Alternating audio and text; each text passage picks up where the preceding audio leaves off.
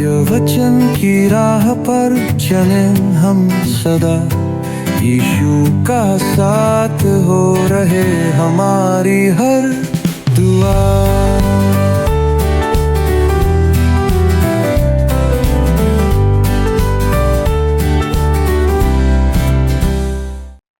प्रिय दर्शकों, प्रभु यीशु मसीह के पवित्र नाम में आप सभी को मेरा मसीही नमस्कार। मैं फिर से एक बार आप सभी दर्शकों का इस क्रमबद्ध बाइबल अध्ययन कार्यक्रम सत्य वचन में हार्दिक स्वागत करती हूँ, और विशेष करके उन सभी नए दर्शकों का भी जो आज पहली बार हमारे इस कार्यक्रम को देख रहे हैं। मित्रों, आज के अध्ययन में हम देखेंगे कि यहूदा हमें विधर्मियों के 4 संकेत देता है, और आज हम इसमें से 2 संकेत देखेंगे। पहला, वे स्वप्नदर्शी थे और कल्पना के संसार में रहते थे। दूसरा, वे अपने शरीर को अशुद्ध करते थे। वे घृणित और अप्राकृतिक कार्य करते थे। जैसे सदोम और अमोरा के लोग अनैतिकता में मगन थे। पदाधिकारियों के सम्मान का स्वभाव नष्ट हो गया था। सदोम और अमोरा द्वारा लैंगिकता का पाप और आग से नष्ट किया जाना, आधुनिक धर्म त्यागी शिक्षकों की पहचान और धर्म त्यागियों को पहचानने के तरीके। प्रिय दर्शकों, आप सभी को प्रभु यीशु में प्रेम भरा नमस्कार। आशा है आप परमेश्वर के अनुग्रह में बने हुए हैं और वचन के मनन के लिए तैयार हैं। हम यहूदा की पत्री पर पिछले अध्ययन में देख रहे थे कि यहूदा आरंभिक कलीसिया को चेतावनी दे रहा था कि उनमें कुछ लोग ऐसे हैं जो विश्वास का नाम धरकर परमेश्वर और प्रभु यीशु मसीह की निंदा के काम कर रहे थे। अतः वे उनके बहकावे में आकर सच्चे विश्वास से ना टल जाएं, क्योंकि परमेश्वर विश्वास ना करने वालों को नष्ट कर देता है और देगा, जैसा उसने जंगल में इस्राएल की पूरी एक पीढ़ी को नाश कर दिया था। उसने तो स्वर्गदूतों को भी दंड के लिए बंदी बनाकर अंधकार में डाला हुआ है, क्योंकि उन्होंने परमेश्वर से विद्रोह किया था। मित्रों, इसी प्रकार मसीह के अनुयायी यदि विश्वास से टल जाएं तो वे भी परमेश्वर के दंड के भागी होंगे। वह एक और उदाहरण देता है यहाँ पर, जो कि सदोम और अमोरा का है।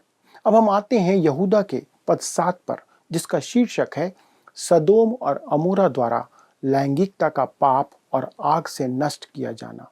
आइए दोस्तों, हम पढ़ते हैं यहूदा की पत्री उसका 7वां पद। कहता है, जिस रीति से सदोम और अमोरा और उनके आसपास के नगर जो इनके समान व्यभिचारी हो गए थे और पराये शरीर के पीछे लग गए थे, आग के अनंत दंड में पड़कर दृष्टांत ठहरे हैं। दोस्तों, यह यहूदा द्वारा अतीत में धर्म त्याग का तीसरा उदाहरण है। उसने इस्राएल के अविश्वास का उल्लेख किया है।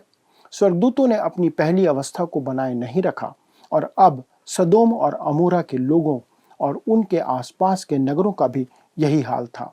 इन नगरों का ऐसा न्याय किया गया कि वे शायद आज मृत सागर के नीचे दबे हुए हैं। कुछ लोगों का मानना है कि उन्होंने उन्हें ढूंढ लिया है। मित्रों, मुझे यकीन नहीं है कि यह सच है या नहीं। हो सकता है कि सच भी हो। यह सटीक स्थान महत्वहीन है। जानने वाली महत्वपूर्ण बात यह है कि परमेश्वर ने इन नगरों को नष्ट कर दिया, क्योंकि लोगों ने अपने शरीर को अशुद्ध किया था। वे समलैंगिकता में लिप्त थे। दोस्तों, यहाँ पर दिलचस्प बात यह है कि हमारे समय में भी हमारी भाषा में पुरुषों का पुरुष के साथ यौन क्रिया को समलैंगिकता कहा जाता है। व्यभिचार को मुक्त प्रेम कहा जाता है। शराबी को सम्मानित शराबी कहा जाता है, और हत्यारा अस्थायी रूप से पागल माना जाता है। मित्रों, शैतान दुनिया को एक नई शब्दावली के साथ प्रेरित करने का प्रयास कर रहा है। फिर भी परमेश्वर की दृष्टि में समलैंगिकता घोर अनैतिकता और सबसे घिनौना पाप है। यह तथ्य कि ईश्वर ने अतीत में कामुकता के पापों के लिए पुरुषों का न्याय किया है, हमारी पीढ़ी के लिए एक चेतावनी होनी चाहिए। आज जो बहुत तेजी से बढ़ रहा है, परमेश्वर किसी भी सभ्यता का न्याय करेगा जो इस दिशा में बहुत आगे बढ़ जाती है, और मुझे आश्चर्य है कि क्या हमने ऐसा नहीं किया है। अब हम आते हैं पद 8 पर, जिसका शीर्षक है आधुनिक धर्म त्यागी शिक्षकों की पहचान। आइए हम पढ़ें यहूदा की पत्री का पद 8। लिखा है, उसी रीति से ये स्वप्नदर्शी भी अपने अपने शरीर को अशुद्ध करते और प्रभुता को तुच्छ जानते हैं और ऊंचे पद वालों को बुरा भला कहते हैं। मित्रों, ये धर्म त्यागी शिक्षक ही हैं जिनसे हमें सावधान रहने की आवश्यकता है। जैसा यहूदा पद 4 में कहता है, ऐसे मनुष्य चुपके से हम में आ मिले हैं, अर्थात कलीसिया में, जिसका अर्थ है वे पिछले दरवाजे से कलीसिया में घुस आए हैं। वे कलीसिया में आ तो चुके हैं, पर उनका विश्वास वैसा नहीं है जैसा एक कलीसिया में विश्वासी का होना चाहिए। उनका विश्वास झूठा है, उनका विश्वास वचन कुछ और है, पर उनका आचरण उसके विपरीत है जो वो कहते हैं। वे जो नहीं है उसका दिखावा करते हैं। यहूदा इस पद में उन धर्म त्यागियों को पहचानने के 4 तरीके बताता है। पहली बात वो कहता है, वे अशुद्ध स्वप्नदर्शी हैं। आप पाएंगे कि मूल अनुवाद में और हिंदी में भी अशुद्ध शब्द का उपयोग नहीं किया गया है, पर केवल स्वप्नदर्शी का। वास्तव में स्वप्नदर्शी वे हैं जो एक काल्पनिक दुनिया में रहते हैं, ऐसे संसार में जो अस्तित्व में नहीं है। मेरे विचार में धर्म संबंधित मुक्त विचारकों ने सत्य का सामना कभी नहीं किया है।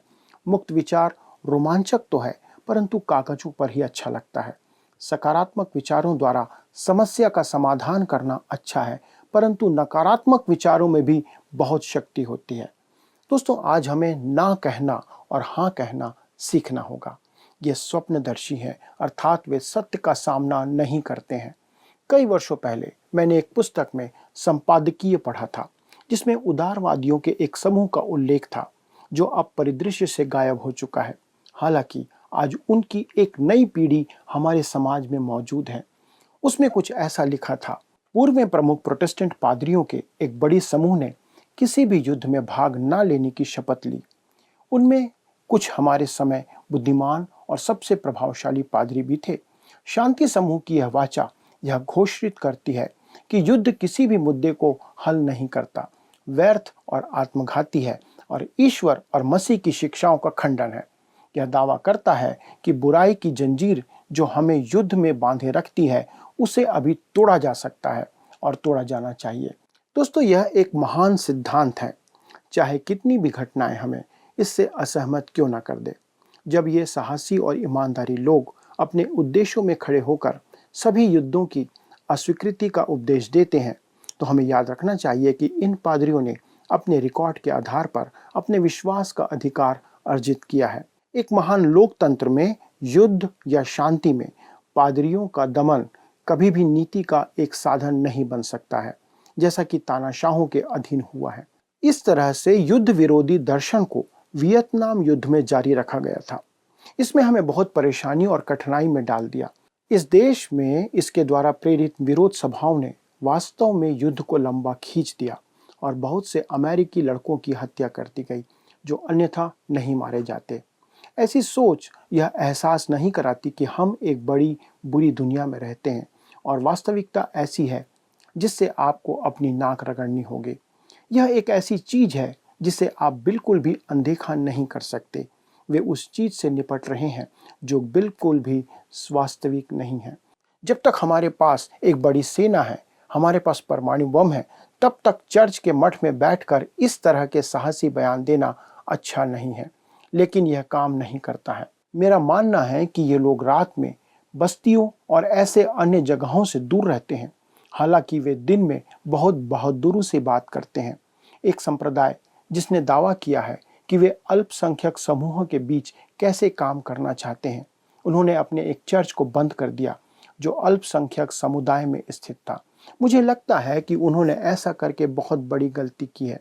मित्रों, ये लोग स्वप्नदर्शी हैं और वे चर्च में घुस आए हैं और प्रभु यीशु मसीह की कलीसिया का इस्तेमाल कर रहे हैं। कल्पना कीजिए कि यह बयान दिया जाए कि युद्ध मसीह की शिक्षाओं का खंडन है। प्रभु यीशु मसीह ने लूका 11:21 में कहा था, वो कहता है, जब बलवंत मनुष्य हथियार बांधे हुए अपने घर की रखवाली करता है तो उसकी संपत्ति बची रहती है। आपको अपने घर की रखवाली करने के लिए हथियार बांधना होगा। और उसने लूका 14:31 में भी कहा था कि कौन ऐसा राजा है जो दूसरे राजा से युद्ध करने को जाता है और पहले बैठकर विचार ना कर ले कि जो 20,000 लेकर मुझ पर चढ़ा आता है, क्या मैं 10,000 लेकर उसका सामना कर सकता हूं या नहीं। मित्रों, उसने यह नहीं कहा कि ऐसा करना गलत है। उसने कहा कि राजा को यह समझ लेना चाहिए और अगर वह होशियार है तो वह समझ जाएगा कि वह युद्ध कैसे लड़ेगा। मैं आपसे कह सकता हूं कि ये लोग प्रभु यीशु मसीह की कही हुई बातों का सामना करने में विफल रहे हैं, जबकि प्रभु यीशु मसीह मरकुस 6 उसके 7 से 9 में पहली बार अपने शिष्यों को जब उसने भेजा था तो उसने उनसे कहा था कि वे अपने साथ कुछ भी ना ले जाएं, यहाँ तक कि एक पुस्तक भी नहीं। हालांकि जब वे लौट कर आए उसने उन्हें पृथ्वी की छोर तक भेजा, जैसा लूका 22 उसके 35 और 36 में कहता है। फिर उसने उनसे कहा, जब मैंने तुम्हें बटुए और झोली और जूते बिना भेजा था तो क्या तुमको किसी वस्तु की घटी हुई थी? उन्होंने कहा, किसी वस्तु की नहीं। उसने उन्हें कहा, परंतु अब जिसके पास बटुआ हो वह उसे ले, और वैसे ही झोली भी, और जिसके पास तलवार ना हो वह अपने कपड़े बेचकर एक मोल ले। युद्ध में कोई भूमिका ना निभाना अच्छी बात है, लेकिन हमें वास्तविकता का भी सामना करना होगा। यह एक भ्रामक संदेश है जो वे लेकर आते हैं। दूसरी बात यहूदा कहता है धर्म त्यागियों के बारे में, और कहता है कि वे अपने अपने शरीर को अशुद्ध करते हैं। दोस्तों, यहाँ यहूदा के मन में यह विचार है कि वे नीच और असामान्य अनैतिक यौन संबंध में लिप्त हैं। यह सदोम और अमोरा के नगरों में अजनबी शरीर के समान है, जिसके बारे में उसने पहले ही बात कर दी थी। आज कई चर्चों ने खुले तौर पर कहा है कि वे समलैंगिकता को मंजूरी देते हैं। मेरे मित्रों, परमेश्वर ने सदोम और अमोरा के नगरों का न्याय किया था, उसे दंड दिया था। स्वर्गदूत भी हमारे लिए एक चेतावनी है, क्योंकि उनका न्याय किया जाएगा। उन्हें न्याय के दिन के लिए रखा गया है। और परमेश्वर अपने लोगों को भी, जिन्हें उसने मिस्र से बाहर निकाला था, उनके अविश्वास के कारण प्रतिज्ञा के देश में प्रवेश नहीं करने दिया। ये सभी आज हमारे लिए उदाहरण है, और हमें इस तथ्य को पहचानना चाहिए कि परमेश्वर हमारी इस नई नैतिकता, जिसको सो कॉल्ड नई नैतिकता हम कहते हैं, उसका न्याय करेगा। यह ना तो नई नैतिकता है और ना ही नई अनैतिकता। वास्तव में इसमें कुछ भी नया नहीं है। यह सदोम और अमोरा से शुरू हुआ, वहां से आरंभ हुआ, और नूह के दिनों में भी पहले में ये था। तब तीसरी बात वो कहता है, धर्म त्यागी शिक्षक प्रभुता को तुच्छ जानते हैं, जिसका अर्थ है कि वे सत्ता को अस्वीकार करते हैं। यह बड़ी भीड़ है जो मृत्यु दंड से छुटकारा पाना चाहती है। यह वही भीड़ है जो हर किसी को अपने तरीके से अपना काम करने के लिए स्वतंत्र छोड़ना चाहती है। हम देख रहे हैं कि इसका नतीजा क्या हो रहा है। समाज में राजनीति आज देह के कैंसर की तरह फैल चुकी है। हमें लगता था कि हम सभी लोग हैं, लेकिन हम संसार में कुछ भी नहीं बल्कि जंगली लोगों का एक समूह है। और यह प्रभुता को तुच्छ जानने समझने वाले, सत्ता को अस्वीकार करने के कारण है। हम चाहते हैं कि कुछ कानून निरस्त किए जाए। उदाहरण के लिए, हम तलाक चाहते हैं। तर्क यह दिया जाता है कि तलाक कानून बनाने का कोई कारण नहीं है। हम लोगों को एक साथ रहना बंद कर देना चाहिए। यह किसी भी राष्ट्र की नैतिकता को तोड़ता है मित्रों, ऐसे नियम, क्योंकि घर किसी भी समाज की नींव है। यदि घर नहीं होगा, परिवार नहीं होगा, तो समाज नहीं होगा। तब वो चौथी बात कहता है कि धर्म त्यागी ऊंचे पद वालों को बुरा भला कहते हैं, जिसका अर्थ है कि वे अधिकारियों का अनादर करते हैं। वे नियमों और अधिकारियों के खिलाफ विरोध करते हैं।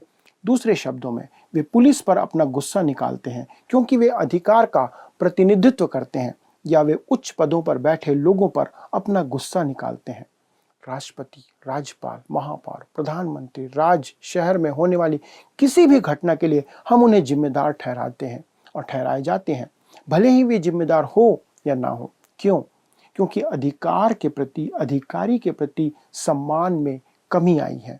मैं यह स्वीकार करता हूं कि अधिकार में कुछ लोग सम्मान के योग्य नहीं हैं। वे ऐसे नहीं हैं जैसा उन्हें होना चाहिए, लेकिन उनका पद निश्चित रूप से सम्मान की मांग करता है, जो हमें करना होगा, जो वचन भी हमें कहता है। यहूदा हमें अगले पद में इसका एक उदाहरण देगा, जिस पर हम अगले अध्ययन में मनन करेंगे। अब बताइए मेरे मित्रों, क्या मैं इस बात को आवश्यकता से अधिक कह रहा हूं, या किस ऐसी बात को मैं कर रहा हूं जो तथ्य से दूर है? क्या हम धर्म त्याग के समय में नहीं जी रहे हैं? मित्रों, आपका क्या विचार है? क्या ये बातें आपको परेशान करती हैं जो आज आपके पास हो रही हैं, आपके समाज में, आपकी कलीसिया में?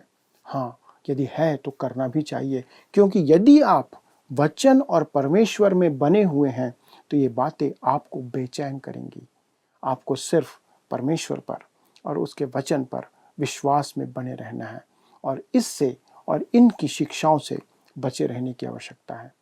आइए दोस्तों, हम प्रार्थना के साथ परमेश्वर को धन्यवाद दें।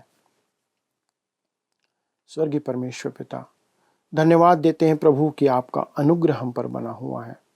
प्रभु, आपने कभी भी धर्म त्याग को, ऐसे विधर्मियों को आपने छोड़ा नहीं। यद्यपि आपने उन्हें समय दिया, अवसर दिया, मौका दिया कि वे समय रहते अपनी बुरी चाल से फिर जाएं, लेकिन आपने सदोम अमोरा को हमारे लिए एक उदाहरण ठहराया है कि जिस प्रकार उस समय समलैंगिकता बढ़ चुकी थी, आपने उन्हें दंडित किया।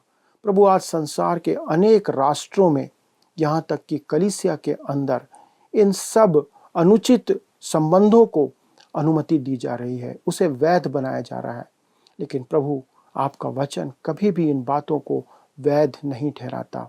ये अवैध है, पाप की बातें हैं। प्रभु, आप इसे दंड देंगे। अनुग्रह करना प्रभु कि आपके वचन पर सच्चे मनुष्य जो आपके वचन की शिक्षा को सुन रहे हैं, उसे जानते हैं, वे अंत तक विश्वास योग्य रहें। प्रभु, आपने स्वर्गदूतों को नहीं छोड़ा, अपनी निज प्रजा इस्राएल के लोगों को भी प्रभु आपने उस जंगल में दंडित किया। प्रभु, आप न्यायी परमेश्वर हैं। अनुग्रह करना पिता, इससे पहले कि हम न्याय का सामना करें, हम अपने जीवन को परखें और जांच के बदल लें, ताकि हम आपके दंड के अवसर में, दब के न्याय के समय में, हम आपके द्वारा से अनुग्रह पाने पाएं और बचाए जा सके। क्योंकि पूरा संसार आपके सन्मुख दोषी है, दंड के योग्य है। सब ने पाप किया और आपकी महिमा से रहित हैं। विनती करते प्रभु, अपनी दया हम पर रखें, हमारे सभी दर्शकों पर, उनके परिवारों में, और यदि ऐसे कोई लोग हैं जो इस विचारधारा में बढ़ रहे हैं, तो प्रभु अनुग्रह करना कि वे आपके वचन की ओर लौट आएं। धन्यवाद के साथ विनती को प्रभु यीशु क्रिस्ट के नाम से मांगते हैं, आमीन। प्रिय मित्रों, अगले प्रसारण में हम इस अध्ययन को आगे बढ़ाएंगे। यदि इस विषय पर आपके पास कोई प्रश्न है तो कृपया हमारे सलाहकारों के साथ फ़ोन पर बात करें, वे आपकी सहायता करेंगे। अगले प्रसारण तक परमेश्वर के अनुग्रह में बने रहें। प्रभु आपको आशीष दे। मित्रों, आज हमने देखा कि परमेश्वर सृष्टिकर्ता है और हमारा उद्धारक भी है, और हमें उसे पहचानने की आवश्यकता है कि वह वही है जो हमसे प्रेम करता है। हमारा परमेश्वर सर्वोच्च, पवित्र और सर्वश्रेष्ठ है। वह एक न्यायी और धर्मी परमेश्वर है। वह कभी कोई गलती नहीं करता, वह कभी कुछ गलत नहीं करता। वह जो कुछ भी करता है वह सही करता है। इसलिए आप और मैं उस पर भरोसा कर सकते हैं। क्या हम ऐसा करते हैं? क्या हम उसके अधिकार का सम्मान करते हैं? क्या हम उसके व्यक्तित्व का सम्मान करते हैं? न्याय के दिन हम सबको अपना हिसाब देना होगा मित्रों। जैसे सदोम और अमोरा को उनके पापों का दंड भोगना पड़ा।